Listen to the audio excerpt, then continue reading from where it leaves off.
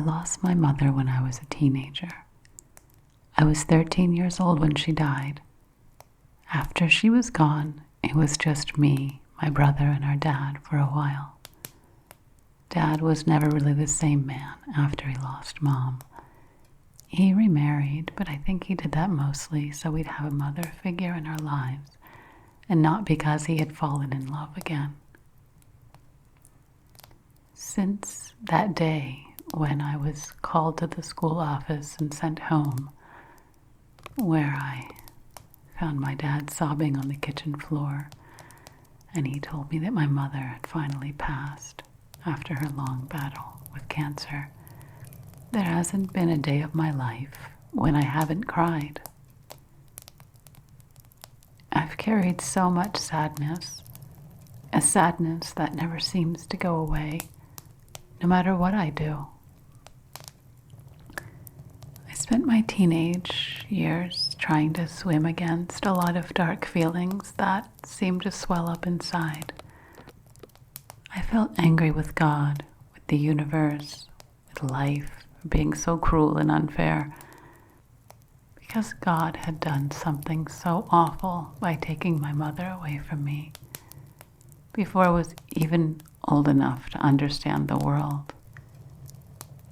I felt like I was cursed. Honestly, I felt so lost without her, as much as my dad's new wife tried to be a mother to me. All the things that teenagers need a mother there to get them through, I had to struggle through and figure out myself. I never felt comfortable talking to my dad's new wife about girl stuff, like getting my period, boys, or about anything really. I just retreated into my own private world and closed myself off from everyone. I convinced myself that I wasn't going to live very long because my mother had died so young. And it was a self-fulfilling prophecy. It wasn't even a year after my mother died that I started hanging out with the kids at school who liked to party and do drugs. Most of these kids came from broken homes. Their parents were divorced or MIA. So this felt like where I belonged. Instead of hanging out with the girls who had moms take them shopping or play tennis with or go to the nail salon with, I hung out with the kids who skipped school and smoked weed behind 7-Eleven. It wasn't long before I found myself struggling with addiction, like actual addiction to painkillers, especially because it was only when I was high that I felt like I could really escape from my real feelings. And every time I tried to get off of them, the pain just came back with a vengeance. I could see how much I was hurting my dad, and most of the time I felt really awful about this. And deep down, I knew that he didn't deserve to suffer any more than he already had. But if I'm honest, sometimes when I was in a really dark place, I blamed him for my mother's death, even though I knew deep down that he wasn't in any way responsible for us losing her. As my 21st birthday approached, I started to regret a lot of my life choices and started to see myself as a complete loser. Most of the people I'd known from high school had gone off to college and were getting ready to graduate. And I was still living at home, working a total dead-end retail job, and getting high as soon as every shift ended, sometimes going to work high. Deep inside myself, I didn't want to die. I wanted to live. But I wanted to live a different life from the one that was available to me. I kept sensing that my mother was watching me. I'd always had this feeling since she'd passed, and the thought of her seeing how I was living my life and how disappointed she probably was weighed so heavy on my conscience. this feeling grew stronger and became harder for me to avoid it as my 21st birthday approached. So I promised myself that after one big birthday bash, I would check myself into rehab. I don't even remember dying. I had mixed so many pills and had drunk at least an entire bottle of Jameson. So I didn't feel any pain or really anything before I stopped breathing. What I do remember is feeling myself floating out of my body.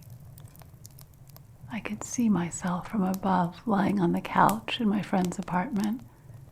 I could hear the sound of music from the party and people laughing.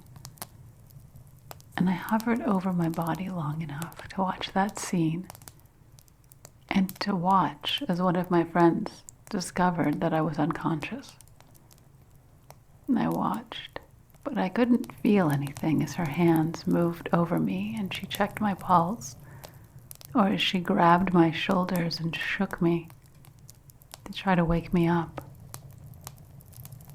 I was above the entire room looking down as she started to panic and scream, as she shouted at one of our other friends to call 911.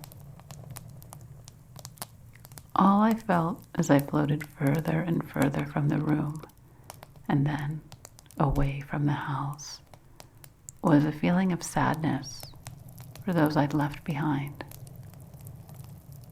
I remember feeling guilty and thinking, I'm free. I wish they could be free too. I don't know if it was hope that I felt or more of an intuition, but I immediately started to think about my mom. I felt like she was calling out to me and pulling me towards her. Something was definitely pulling me higher and higher, beyond all the suffering and worries of this world and into the next. At first, I was so happy because I had wanted to leave this life and be reunited with my mom for such a long time. These joyful feelings and a flood of memories of her seemed to be opening some kind of spiritual doorways and leading me to her as I traveled effortlessly, fearlessly through the atmosphere and into outer space. All around me I could see the light of the stars flashing. It was all so peaceful and so beautiful. I just kept moving through space towards a very unusual light that seemed to have so much energy and power behind it. The light gave off something that felt like love, and it pulled me deeper and deeper into it. As I entered this tunnel of light, I felt like I was surrounded in the purest, most protective love I've ever felt. I wasn't scared. I wasn't scared as the light opened up and revealed a very ornate, large doorway to me.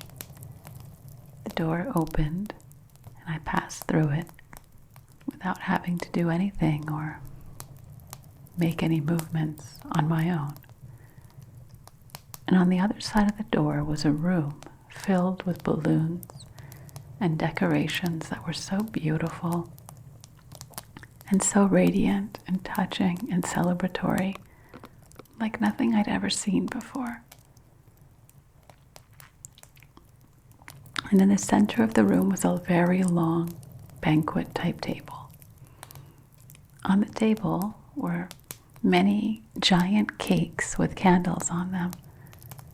I looked at the cakes and I noticed that my name was written on each and every one of them.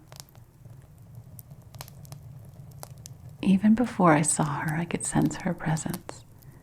Then I looked to the end of the banquet table and I saw my mom, just as she was before she had ever gotten sick. She was seated at the table in a very large chair, the kind of chair a queen would sit in, like a throne. She was wearing a very beautiful party gown and sparkling jewelry. she was smiling at me and motioned for me to come and sit next to her at the table. I sat down next to her and she took my hands and she kissed them. She looked at me for a long time and smiled, and then kissed my face and my hair. I felt that same love she'd given me when she was alive, only now it was much stronger, and it felt like the only thing I could ever possibly need. We held each other for what felt like hours. And then she whispered to me, "Happy birthday." I was so overwhelmed by emotions. I felt positive emotions mostly, but also a deep sense of shame. I could not understand why my mother was being so warm and loving towards me when I had definitely disappointed her with the way I was living my life. My anger about losing her, my sadness over all the special moments when she wasn't there beside me, all of that just melted away though. Even though I felt like I didn't deserve this celebration, I sat with her at that table and we talked and we laughed. And we ate cake. Not just one cake, but 8 cakes. 8 cakes. One for every birthday she wasn't on earth with me to celebrate. And when we had finished the cakes, and these were the most delicious cakes imaginable, she motioned towards a table where gifts were stacked. "Open them," she said. "They're for you." And again, my guilt returned. "I don't deserve any gifts," I said, lowering my head. She ignored what I said and picked one of the presents from the top of the pile and handed it to me. I kept my head hung in shame as I took it from her and very reluctantly opened it. This first gift was a charm bracelet. That doesn't sound like much, but it's something I'd asked for when I was 12, but I didn't get for that birthday. I was touched that she'd remembered that I wanted a charm bracelet, and I looked at the charms, and there were so many of them. Some of them had my name and her name, my brother's name and my dad's, even the name of our dog.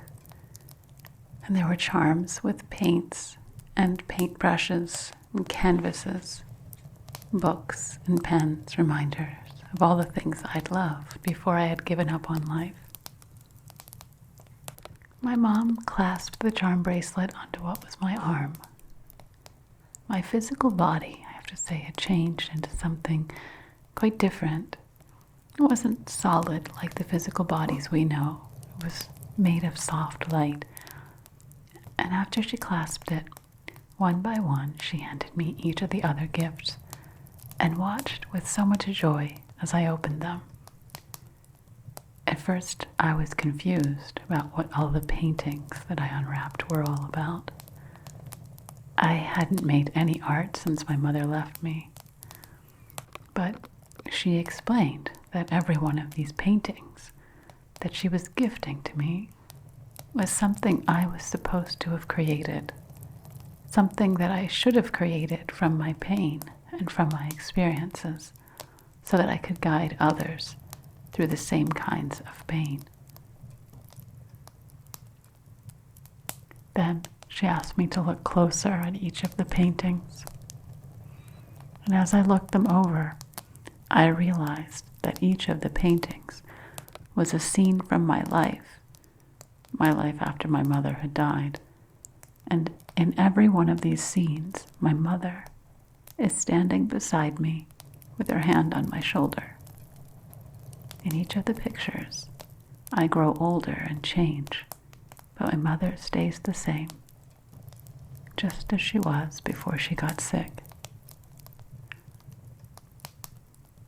I suddenly and finally had proof that what I had felt all those years was true. My mom had been there with me every moment, every step of my journey, even though she wasn't physically present and couldn't be seen. I thanked her, and we hugged for a very long time. And then she said, "You must take them back with you and use them to help others." I felt a wave of sadness crash over me. "Take them back with me? But I want to stay here with you," I whined, almost like the child I felt I was, being there with her, spending time in her presence again. "You must go back," she said firmly. "It's not time for you yet." I did not want to leave my mom.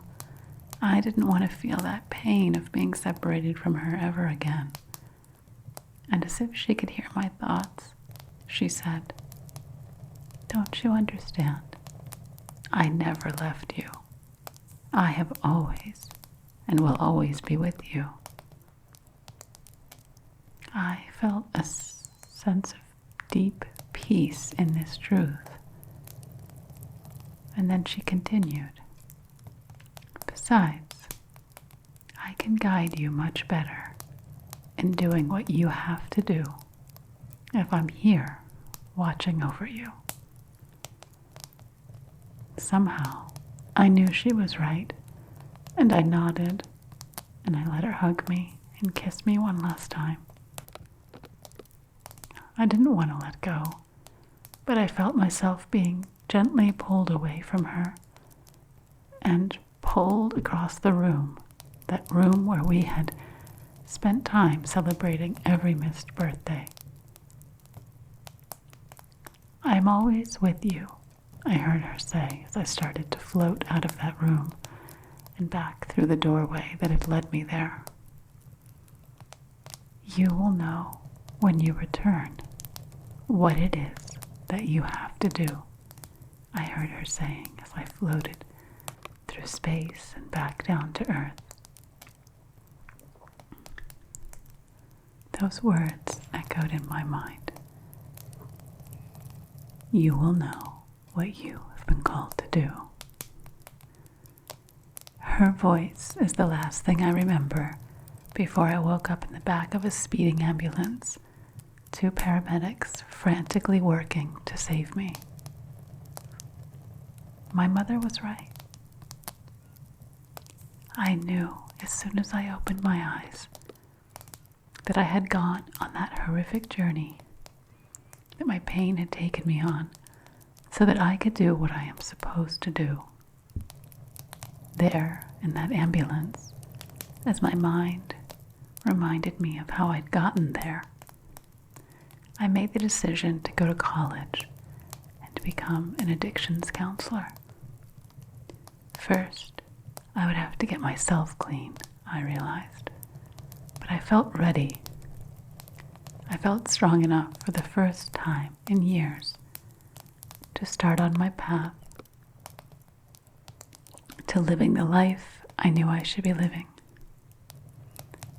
All the feelings that had led me to use drugs were gone. The anger, bitterness, the sadness had melted away, like ice or snow thawing in the spring sun. I felt my mother's love and knew that it had been with me the entire way, and that her love, like her and like me, like you, that love would never die.